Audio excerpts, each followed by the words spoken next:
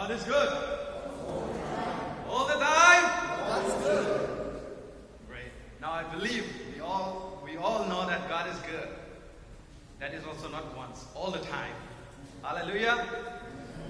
That is why Jesus gave a great commission to his disciples, saying that go and share the good news. Go and share the gospel.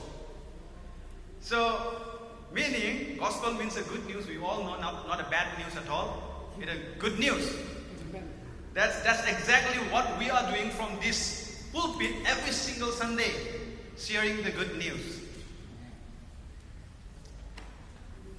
Our church is committed to proclaim the good news, which is the gospel of grace, because only the radical preaching of grace brings hope to believer as well as non-believer.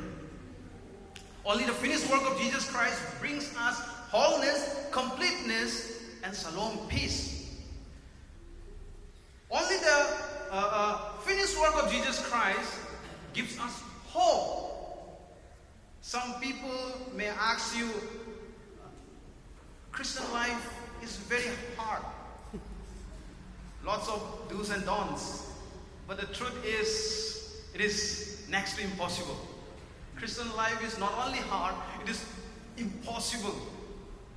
Only the one who worked completely 100% on it is Jesus himself. So he wants us to do it in us today. That is why it is not up to our own self-effort to please God or to fulfill any religious laws, including the law of Moses. In India, we have many religious laws. In India, we have many religions, and each religion has different religious laws in order to please God. If you keep those religious laws, then you can imagine that God will be pleased. But it is very much impossible to keep all the religious laws. Actually, the religious laws are designed in such a way that it exposes our weakness. It acts just like a mirror. When you have a pimple on your face, you look at the mirror, you know how big or how small or how worse your pimple is, but we don't use the mirror to rub our face in order to heal the pimple. Instead, we take a medicine in order to heal that. Now, that medicine is the savior to your pimple. Alright? That's exactly how Jesus is the savior of this fallen world. Because all the religious laws were fulfilled on our behalf, no matter which religion you are or which religion you follow or which religion you belong to, and the price for our sins has been paid completely at the cross of Calvary. Amen? Amen. Today our part is just to believe in our Savior. And from our Savior, we can receive from Him the abundance of grace and the gift of righteousness. It is completely a gift, a free gift. The Christian life is a life of rest in the finished work of Jesus Christ. Dear brothers and sisters, it is time to rest from our own effort and enjoy Jesus. The devil really hates this gospel of grace, because he knows that it calls the believers to live a life abundantly. Even though we are preaching the gospel of grace every single Sunday from this pulpit, the devil is also too busy, too busy to question our hope and create confusion among the body of Christ. And that's the reason the Bible teaches us to always be ready to give a defense to the faith where you and I stand today. Let's all turn to 1 Peter chapter 3 verse 15. 1 Peter chapter 3 verse 15, which will be our key scripture for today. I have posted it out here so that it will save time. 1 Peter chapter 3, verse 15 from NKJV. Let me read out. But sanctify the Lord God in your hearts, and always be ready to give a defense to everyone who asks you a reason for the hope that is in you. But how? With meekness and fear. Here, the word defense comes from the Greek word apologia, meaning a speech in defense. Let's not forget, a speech in defense of what one has done or of truth which one believes. Remember, no physical defense involved here. In speech, it's just a speech in defense. And that is also with meekness and fear, meaning respectfully and politely. Apostle Peter was very serious about this because he wrote 1 Peter, 2 Peter. So when he wrote this, he was very much serious about it, and he understood that because he was the one who defended Jesus with a sword.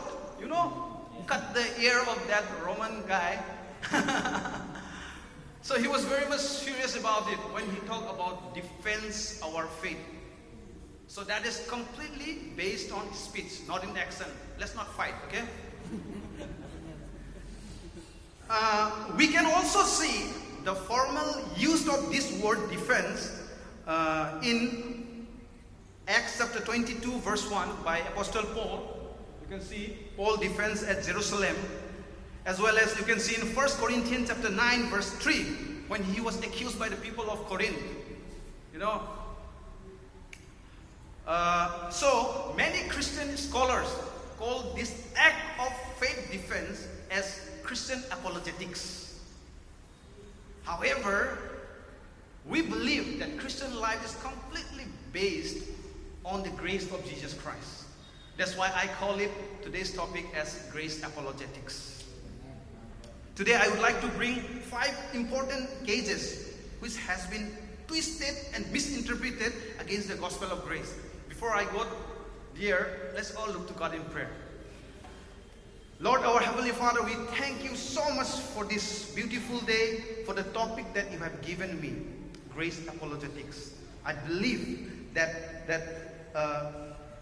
this topic will help every one of us, and the Holy Spirit will reveal us something which was hidden from us by the enemy. And thank you, Lord, and I declare that this message will boost up the spiritual level each one of us present here. In Jesus' mighty name I pray. Amen. Let me start with first case. Case number 1. Case number 1. Grace preachers are against the law. Grace preachers are against the law. This is case number 1. Many people are accusing us because they say that you people are against the law. Have you come across saying the critics like this? Grace preachers claim that God's law become too old, or God's law is not for us, or God's law is bad or defective. They are opposing God's holy commands. I think many of us have gone through, because if you really believe in the gospel of grace, I believe the accuser has been accused by using this case. Many times, grace preacher, we are accused of being against the law because we preach the gospel of grace boldly as Apostle Paul did. He said that we are no longer under law but under grace. You can see the scripture. It is not man-made. It is in the Bible. We are no longer under the law but under grace. And it also says that Christ is the end of the law, according to Romans chapter 10 verse 4. I believe that Jesus must have gone through the same accusation, because he defended himself by saying in Matthew chapter 5 verse 17, it's in the scripture. Matthew chapter 5 verse 17, he said that, "Do not think that I came to destroy the law and the prophet. I did not come to destroy, but to fulfill. See, even Jesus himself was defending. When Apostle Paul received the same accusation, he responded by writing the entire book of Galatians. I love the book of Galatians. You can always go back home and read the book of Galatians. It's full of defending faith, defending our faith which we put in the gospel of grace. Now, let me ask you this. Are the grace preachers against the law? Or are you against the law? Or am I against the law? No, not at all. We are 100% for the law. And for the law which it was given. We understood that why this law was given. That's why we are very much in favor of the law. Okay? But sadly, today the gospel mixes grace with law in the body of Christ and rips away the benefit of neither. The law and grace. A mixed grace gospel promotes the law as a guide of living and treats grace as little more than a lubricant for greasing the wheel of self-effort. Those who buy into this message reveal their disregard for both law and grace. For law, because they do not keep it but pretend to. Because there is no one who can keep 100% law. They pretend that they keep the law. And for grace, what they did, they would trust in their self-effort other than the magnificent work of Jesus Christ.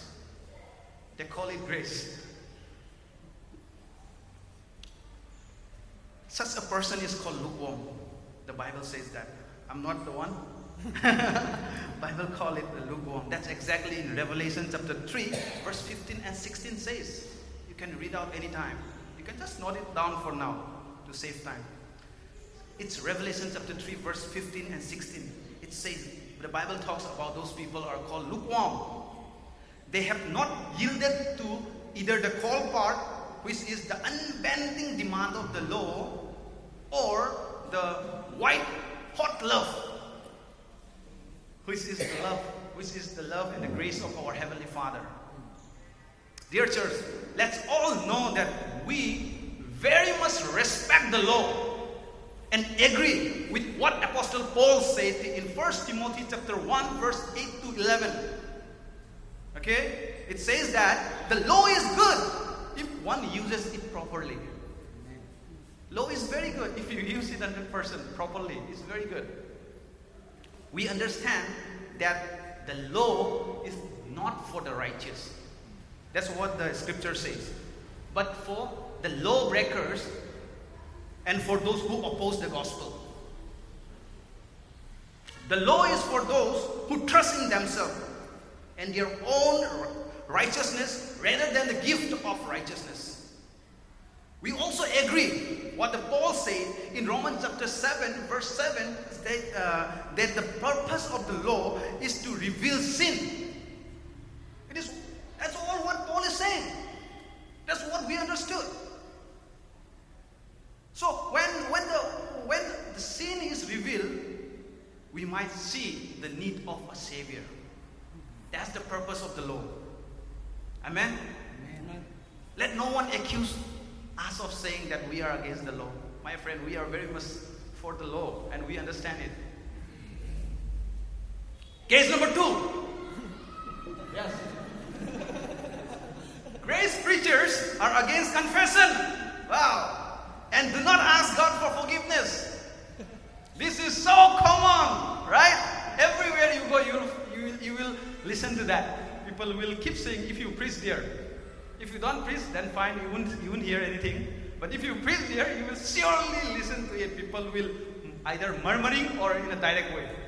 You know, we grace preachers are against confession and we don't ask God for forgiveness. Now, this is one of the most common accusations we receive every now and then. Well, if you talk about confession, let me clear it. When we talk about confession, We are not at all against confession. And every grace preachers believe in the power of confession. Even many times our pastors and our leaders encourage us to confess, and it is good. Now, the main thing is what this confession really is. Actually, religion has twisted the true meaning of confession. They are saying that if you have sinned miserably, or if you messed up in your life, it's a high time to tell God all your dirty secrets. My friend, that's not a confession at all. The word confession is translated from a Greek word. You can always Google it out. If you don't trust me, Google it out and write it down. Homologia. Am I pronouncing correctly, Pastor? Yes. Homologia. If you type homologia, you will find confession. So, it is translated from a Greek word called homologia, meaning agree with or say the same thing as another. That is the meaning of homologia. Now, biblical confession is simply agreeing with God. Biblical confession is not like telling all your secrets to God, but you are agreeing with God who you are. That's confession. The best example of confession is seen in Romans chapter 10, verse 9 to 10, which is our church favorites.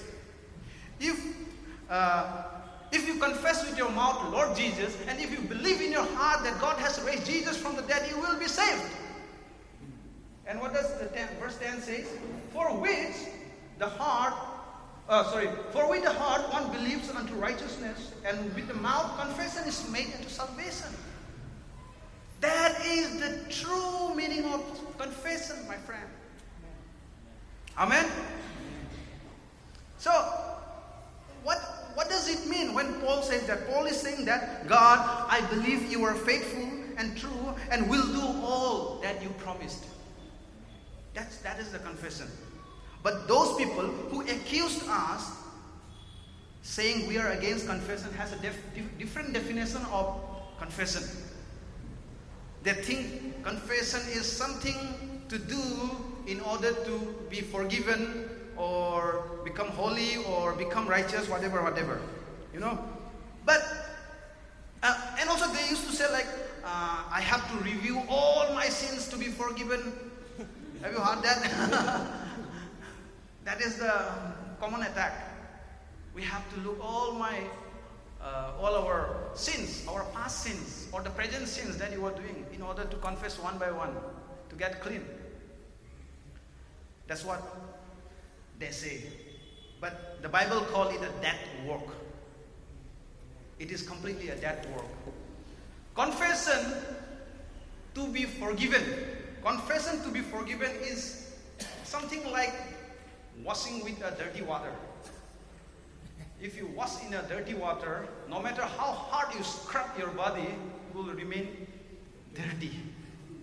It wouldn't make you clean. So, but now listen to this carefully. When we sin, it takes no faith to condemn ourselves or to agree with the accuser that we are a sinner. Okay? But when we sin, it takes faith. It takes faith to look at the cross and say, thank you, Jesus, for carrying all my sins. When we sin, it takes faith to look at the Father and praise our Father for His unabounding grace, which is greater than our sins. When we sin, it takes faith to agree with the Holy Spirit. When the Holy Spirit will say to you, despite of all your sins, He will say that you are still righteous, acceptable, and pleasing to God. And we shout out, I am the righteousness of God through Jesus Christ. That is biblical confession, my friend. Amen. Dear church, there is nothing wrong in coming to the throne of grace. in the hour of your need to receive mercy or to find grace. There is nothing wrong. You can do that. If you need forgiveness, God has an ample supply. If asking helps you to receive something, then ask. There is nothing wrong with that. It's not wrong to ask. What's wrong is telling people that God won't forgive you if you do not confess all your sins. That is wrong. What's wrong is putting the price tag of the free gift of righteousness that you receive. Dear church, we need to understand this. I know you all understood, but we need to be reminded this again and again. Otherwise, our devil is too busy, as I told you. Even though we are continuously preaching from here, devil is too busy preaching from that side. You know? So we need to be careful all the time. Because it is the scriptural. That's why Peter said in 1 Peter chapter 3 verse 15. Alright? But here, something that you may not appreciate. I want to say something that which you may not appreciate. That is, God will forgive you even if you do not ask. And that is true. How do I know? Because He has already done it. Let me quickly read Ephesians chapter 1 verse 7. Let me quickly read. We can all read together. In Him we have redemption through His blood, the forgiveness of sins in accordance with the riches of God's grace. It's not according to your confession. It's not that. It's according to His riches. Hallelujah. Let's stop beating ourselves over sins and try to make ourselves clean. Instead, let's trust Jesus and rest in His finished work. Amen. Let's confess with our mouth that I have been cleansed from all unrighteousness, and all my sins, past, present, and future, has been taken away. Amen. Can we confess this together? Yes. I have been cleansed from all unrighteousness. 1, 2, 3. I have been cleansed from all unrighteousness, and all my sins, past, present, and future, are taken away. All my sins, past, present, and future, are taken away. Hallelujah. Amen. Woo. Woo. Now, case number 3. Grace preachers. Grace preachers ignore the Old Testament and disregards the word of Jesus. This is so common again, right? What do you think? Is this true? Do you really ignore the Old Testament? Or do you really disregard the word of Jesus? No, not at all. This is not true.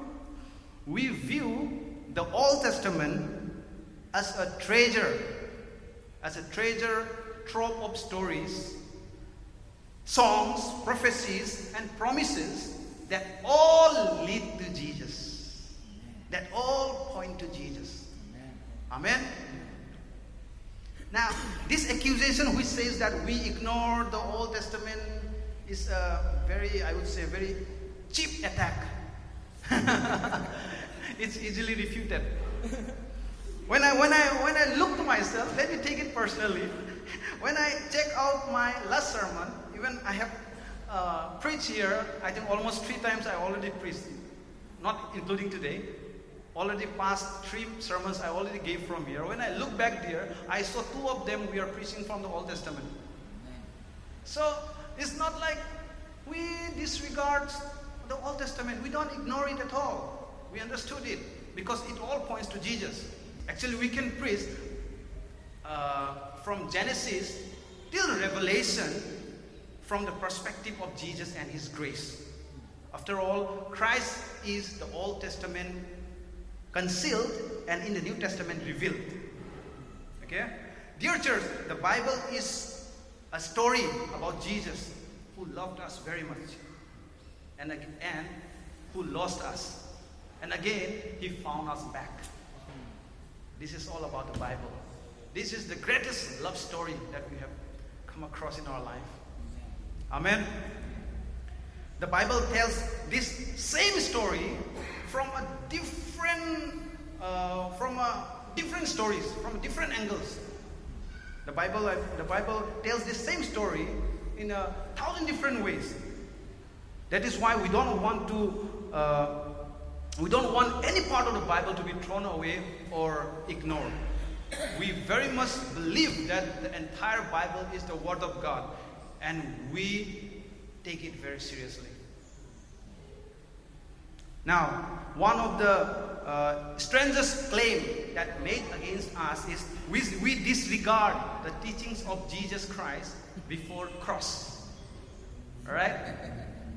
See, that thing we have heard many times. Before cross, we keep on saying that it is all covenant. That is true. That is all covenant. But we do not disregard. Okay? In fact, the grace preachers are the only one who take this seriously, even before the cross. We took the word of Jesus very seriously. When Jesus is preaching law, we understand that is very much authentic and not to be taken lightly. And when Jesus is revealing grace before the cross, we bow our head in this amazing revelation. Okay?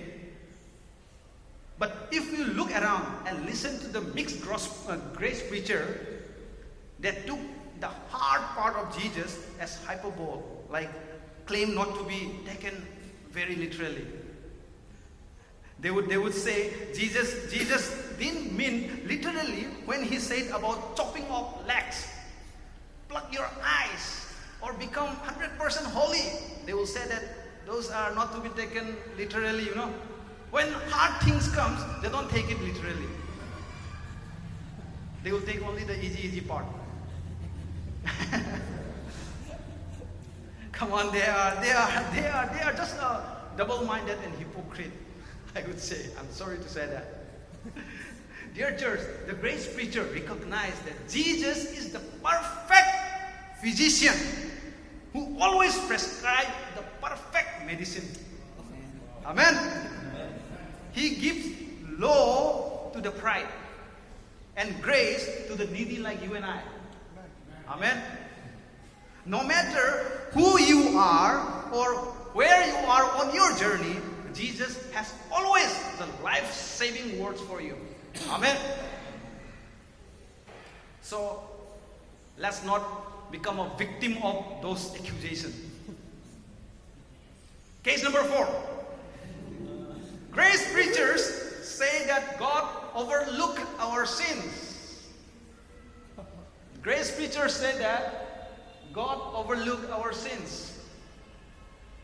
One of the key points of the gospel of grace is that God remembers our sin no more. And it is biblical. It has been spoken in the Bible many times. God remembers our sin no more. But the enemy twisted this phrase and accused us, saying that we preach God overlooked our sins and He doesn't care when we sin. That's wrong. That's false accusation. Dear church, it's time we must stand strong and know this fact that God really concerned about us. Very much concerned about us when we sin. Okay? He's really concerned about us when we sin, because sin hurts the object of His love. And His love is you and I. Amen. Amen. Sin damages people, fractures friendship, and destroys family. Sin hurts you, and that makes our Father sad. Let's all quickly turn to Ephesians chapter 4, verse 30 to 32. Here. Ephesians chapter 4, verse 30 to 32. It says that, do not grieve the Holy Spirit of God, by whom you were sealed for the day of redemption. Let all bitterness, wrath, anger, clamor, and evil speaking be put away from you with all malice. And be kind to one another, tender-hearted, forgiving one another, even as God in Christ forgave you. What do you think? Do you think when we sin, God is saying that, I don't see you, Do you think that when we sin, God sees us, man? That's why He's omnipresent. God is omnipresent. He sees. Even the thing that you do not see, He sees that also. So He sees everything. When you are sinning, when you are not sinning, when you are enjoying, He sees all.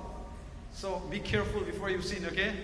He sees you. Someone is with you, sitting near to you, and looking at you. Guy, boy, what are you doing? You know? He sees everything. Now, our choice. See, we have a choice. Either you can choose sin or you can choose to praise God. Our choice make Him please, make Him happy. At the same time, pain also. Otherwise, Paul would not have written this scripture that do not grieve the Holy Spirit of God.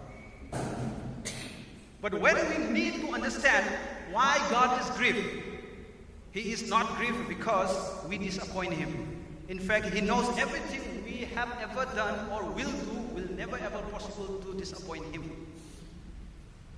He is not grieved because we broke His laws or rules. In fact, you and I are worth more than any rules. Then what grieved the Holy Spirit? Our sins grieve the Holy Spirit because sin hurts His children. When you are drug addict, that will hurt you, right? And when it hurts, that makes our Father sad. Dear church, the Bible confirms us in the book of Hebrews chapter 8, again in chapter 10, that God chooses to remember our sins no more. This is the main key point of the gospel of grace. But my friend, that doesn't mean our sins do not trouble Him. He is our loving Father and He does care for us. He is not happy to see us destroy ourselves through sin. So now, what is the remedy? What is the remedy of the sin that you are committing? What is the remedy? Remember, if we act like a sinner, that will grieve the Holy Spirit again. So when we sin, remember, the Holy Spirit will always point us to Jesus. He knows that as we behold the kindness and compassion of Jesus Christ, we become kind and compassionate ourselves. We become kind and compassionate ourselves. So twisting the word is. As we look at His forgiving face, we start forgiving ourselves. As we marvel at His beauty, we become beautiful. And as we behold Jesus, we are transformed into His shining testimony of grace. Amen? And that's make the Holy Spirit happy. That's so good. Are you feeling boring? So there is one more case, the final and the last case. See, there are many cases. So I took only 5. I asked God, I want to share only 5, not more than that. I like the number 5, number of grace. I don't want to share 10. This is the number of law. So I choose only 5. But if you have any doubt, if you have any other cases, please come to us, come to pastors, come to our leaders, and throw all your, cages. We'll try to solve it together with meekness and humble. All right? All right, case number 5. This is very funny, but very true also. The gospel of grace makes people lazy. I remember when I first preached, when I first shared the gospel of grace in one of the prayer meeting in Delhi 8 years back. I remember that one of my brother came to me and told me that, Brother James, the gospel that you are sharing promotes laziness. And it really sounds like giving license to sin. He told me that. And on that very moment, I confirmed myself, yes, I was preaching the gospel. You know? Because Paul also did that. Whenever he preached, he got lots of accusations. When you see the book of Romans, there are lots of question, answer, question, answer, question, answer. So, see, on that time I preached that the gospel is all about the life of rest. And despite of all your sins, all your sinful life, God's grace upon you will never cease or will never decrease. But somebody failed to understand the gospel of grace. Let's read what Apostle Paul said in 1 Corinthians chapter 15, verse 10. 1 Corinthians chapter 15, verse 10. Now I'm reading from NIV, which makes much clearer. But by the grace of God, I am what I am, and His grace to me was not without effect. No, I work harder. Underline it. I work harder than all of them. Yet not I, but the grace of God that was with me. Amen. That was the power of Paul, you know. Let me remind you all that Paul was one of the most hard-working church planter. He worked like anything. He wrote the letters that would save the world for 2,000 years. How would he do that? How he got lots of energy, lots of, you know, hard-working skill. We just read his secret in 1 Corinthians 15:10. In fact, he was saying that I didn't make this happen. God and I made it together. That was the real meaning of this. It was not him. It was God and him working together. That's why his work was so great. Amen. Dear church, the unconditional love of God gives you wings to fly. Amen. It inspires you to take risk and generous. It becomes so generous. When we understand the gospel of grace, we become so generous in our life. When you dive in the gospel of grace, work doesn't feel like work anymore. It feels like fun. Amen. Let me share my short testimony of what had happened in my previous organization where I worked. Even though the work pressure was too high, we must have experience in working in a corporate world. The work pressures are always very high. It's too high to work. But even though the work pressure was high, I was having fun there. And I was so happy. I can't wait for the next day because I felt like, oh, tomorrow I'll share my testimony to my team manager. And the next day I'll share the gospel to someone else. So it makes me so, boost me up when the gospel of grace is in you. Even though when I was working there very hard, if I tell my work experience there, the work was very high. I even started working for other department also. It was very high. But at the same moment, I was very much pleased. Even our senior manager was very much appreciated with what I was doing. She was a lady. She called me up in her chamber, in that manager room, and asked me to, Brother James, he didn't call me brother, sorry. He said, James, tell me, share more about the gospel of grace. Literally she cried in that room. She was all alone with me there. No one was there. She cried, and she even asked me to pray for her in that manager room. It never happened to me like that before. It happened only when I come to the grace. My work becomes so fun. She even came to my first wedding anniversary. Not only my manager, even all all my colleagues, they really enjoyed me. They really, enjoy working with me. You wouldn't believe when I got married. In my blessing, we celebrate a blessing service after my wedding, because my wedding was held in my back at home. So when I come to Delhi, we have a blessing service.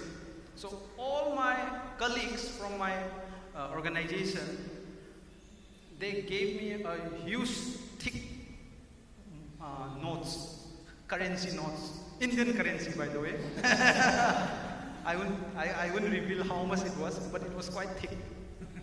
And that was not a compensation from the company.